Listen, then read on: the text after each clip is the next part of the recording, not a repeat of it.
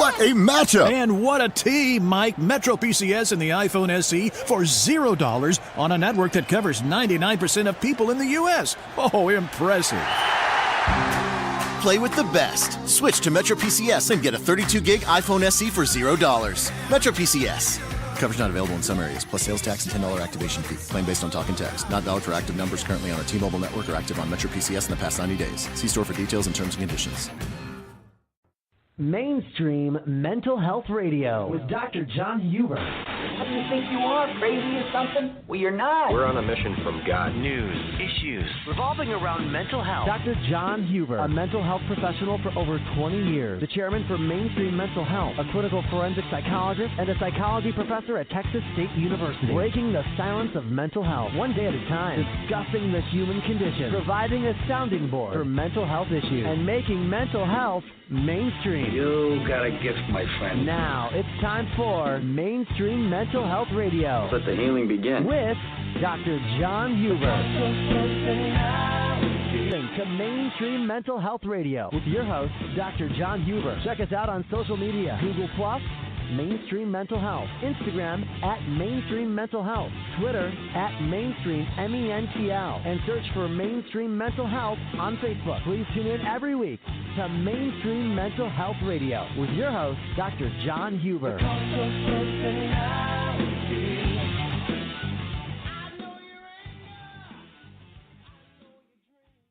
Good afternoon. You're listening to Mainstream Mental Health Radio Show. I'm your host, Dr. John Huber. And remember to follow us at mainstreammentalhealth.org. You can also catch us on the Mental Health Radio News Network, as well as just Googling us at Mainstream Mental Health Radio. Please share our podcast with your friends and family, and make sure you spread the news. We're making mental health mainstream. All right, this week we've had some interesting things occurring and some more drama, of course, with Morgan Freeman and Harvey Weinstein, but we'll get to that probably in an upcoming show specifically. But today I want to talk a little bit about the NFL and their decisions that they've just recently made this week to try and adapt to this kneeling problem during the national anthem. A lot of Americans may not be military or not, but we respect the fact that people died for our freedoms and for our abilities to play frivolous games like football or basketball. And the fact that the NFL allowed people to disrespect those individuals who fought for their rights to be able to protest. The fact that they're playing football was their job, and most of us can't protest on our job without risking losing that job, and there were no repercussions for individuals in that situation.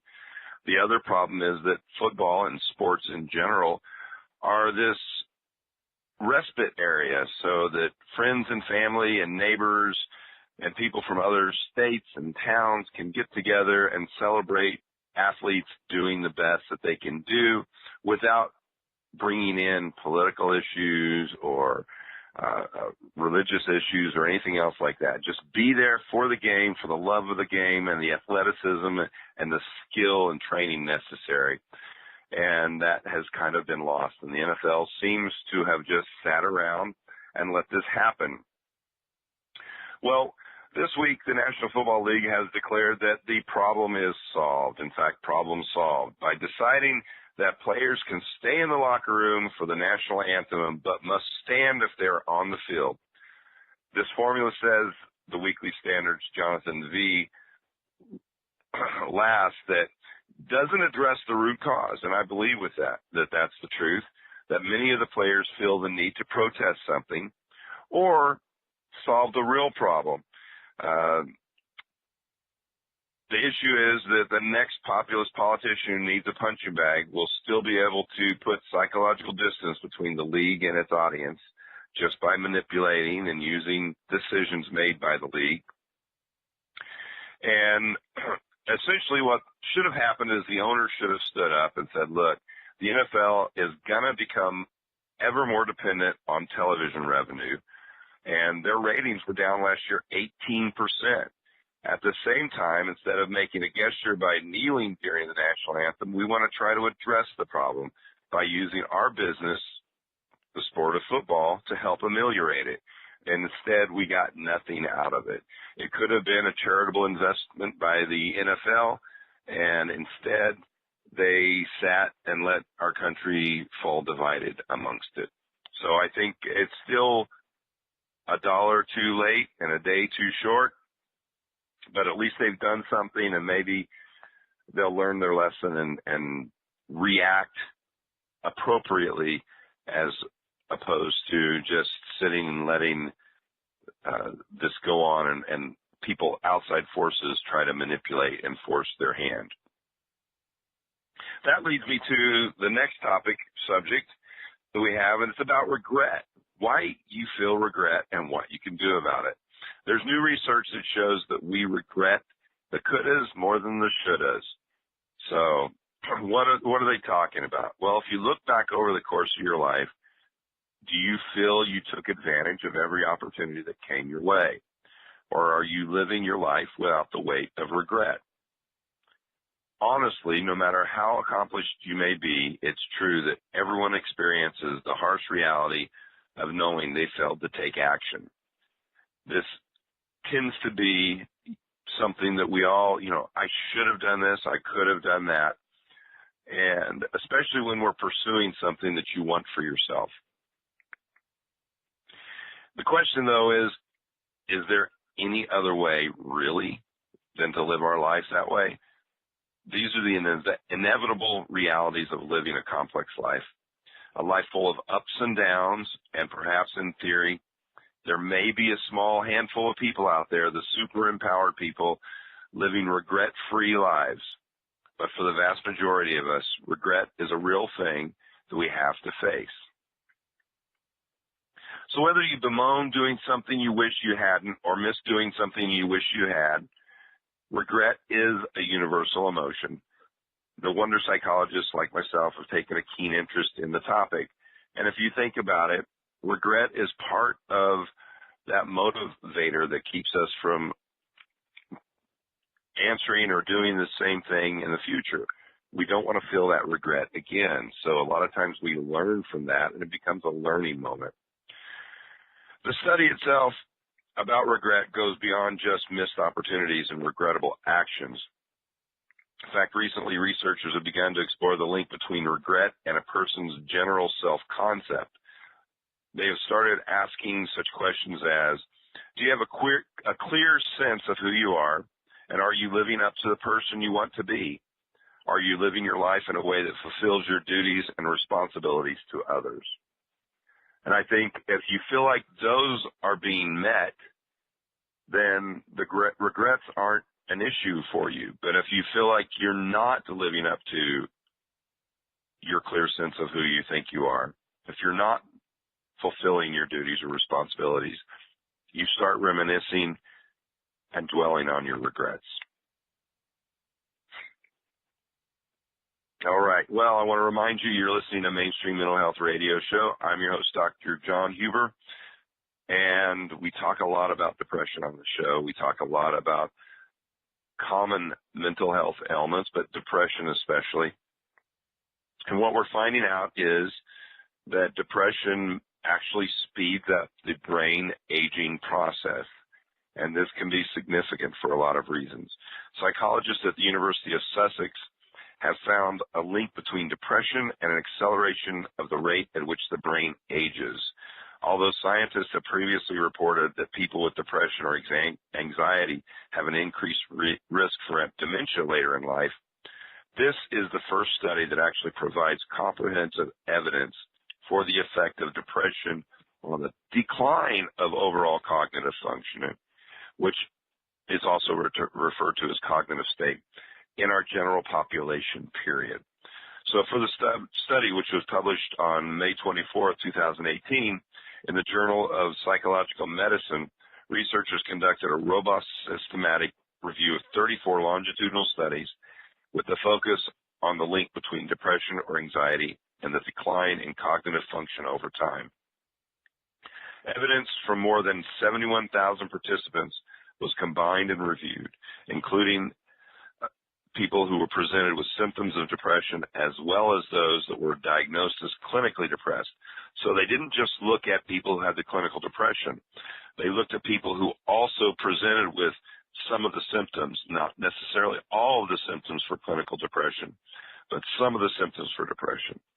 And the study looked at the rate of decline of overall cognitive state, looking at memory loss and executive functioning such as decision-making, as well as information processing speeds in older adults. What's significant is that, and probably most important, that the studies of participants who were diagnosed with dementia at the start of the study were excluded from the analysis. And this was done in order to assess more broadly the impact of depression on cognitive aging in the general population versus the depression associated with Alzheimer's. The study then went on to find that people with depression experienced a greater decline in cognitive state in older adulthood than those who did not have depression. Now, as there is a long preclinical period of several decades before dementia may actually be diagnosed, the findings are important for early interventions, as currently there is no cure for the disease we call dementia. It's interesting to note, and again, it's one of the reasons why Mainstream Mental Health is here. We want to try and make mental health issues mainstream. If we're able to talk about this information, and for example, if families were able to talk about the history of their parents who may have dementia or older siblings or maybe even grandparents, and we talk about their life before dementia, we may have actually identified this long before. Now, we had anecdotal evidence. Occasionally people would talk about it here and there. But again, being able to have an open discourse and honest communication about mental health issues, I think it's going to lead us to a lot more preventative care that we can do to stop the onset of a lot of these mental health issues. So I'd like to thank you for listening to Mainstream Mental Health Radio, and follow us on mainstreammentalhealth.org. And remember, life is what happens while you're making plans, so buckle up. Thanks for listening to Mainstream Mental Health Radio with your host, Dr. John Huber. Check us out on social media, Google+, Mainstream Mental Health, Instagram @Mainstream Mental Health, Twitter @Mainstream MENTL, and search for Mainstream Mental Health on Facebook. Please tune in every week to Mainstream Mental Health Radio with your host, Dr. John Huber.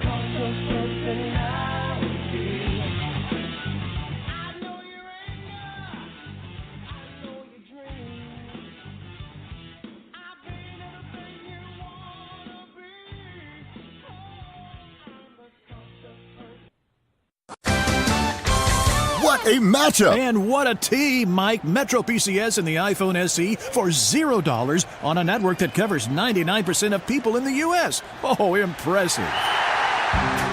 Play with the best. Switch to Metro PCS and get a 32-gig iPhone SE for $0. Metro PCS. Coverage not available in some areas, plus sales tax and $10 activation fee. Claim based on talk and text. Not valid for active numbers currently on the T-Mobile network or active on Metro PCS in the past 90 days. See store for details and terms and conditions. The new 2-for-4 Mix and Match breakfast at Hardee's means you get 2 of our breakfast favorites for $4. Choose from the Frisco breakfast sandwich on buttery toasted sourdough or made from scratch biscuit sandwiches like the sausage and egg biscuit or the bacon, egg, and cheese biscuit. And 244 isn't some kind of secret code to get the deal. Just 2 sandwiches for $4. No password. So go hard at the Hardee's with the new 2 for $4 Mix and Match breakfast. For limited time at participating restaurants. Tax not included.